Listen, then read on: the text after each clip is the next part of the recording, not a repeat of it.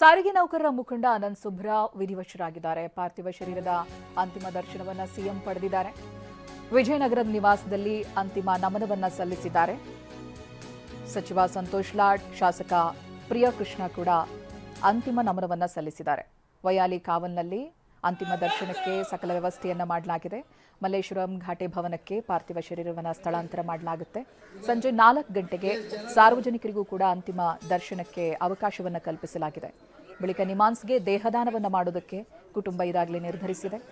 ನೌಕರರ ಬೇಡಿಕೆಯನ್ನ ಈಡೇರಿಸಿ ಅಂತ ಸಿಎಂ ಪುತ್ರಿ ಜ್ಯೋತಿ ಈ ಸಂದರ್ಭ ಮನವಿಯನ್ನ ಮಾಡಿಕೊಂಡಿದ್ದಾರೆ.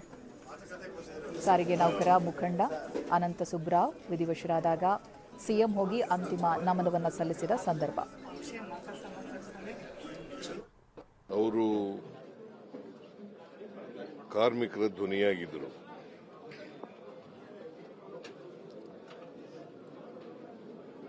ಅವರು ಬಹಳಷ್ಟು ಕಾರ್ಮಿಕ ಹೋರಾಟಗಳನ್ನು ಮಾಡಿದರು. ನಾನು ಈ ಒಂದು ತಿಂಗಳಿಂದ KSRTC ಕಾರ್ಮಿಕರ ಪರವಾಗಿ ಅವರು ಬಂದಿದ್ದರು. ಜಂಟಿ ಕ್ರಿಯಾ ಸಮಿತಿ ಅಧ್ಯಕ್ಷರಾಗಿ ಬಂದಿದ್ದರು. ಮತ್ತೆ ಸ್ಟಾಫ್ ಅಂಡ್ ವರ್ಕರ್ಸ್ ಯೂನಿಯನ್ ಅಧ್ಯಕ್ಷರಾಗಿದ್ದರು. KSRTCನಲ್ಲಿ LICನಲ್ಲಿ ಕೆಲಸದಲ್ಲಿದ್ದರು. ಆಮೇಲೆ ರಾಜೀನಾಮೆ ಕೊಟ್ಬಿಟ್ರು ಎಲೆಕ್ಷನ್ ನಿಂತ್ಕೊಂಡಾಗ. ಇನ್ನು ದಿವಂಗತ ಅನಂತ ಸುಬ್ರಾವ್ಗೆ ಸಕಲ ಸರ್ಕಾರಿ ಗೌರವವನ್ನ ಸಲ್ಲಿಸಲಾಗುತ್ತೆ. 3 ಸುತ್ತು ಕುಶಾಲತೋಪು ಸಿಡಿಸಿ ಗೌರವವನ್ನ ಸಲ್ಲಿಸಲಾಗುತ್ತೆ.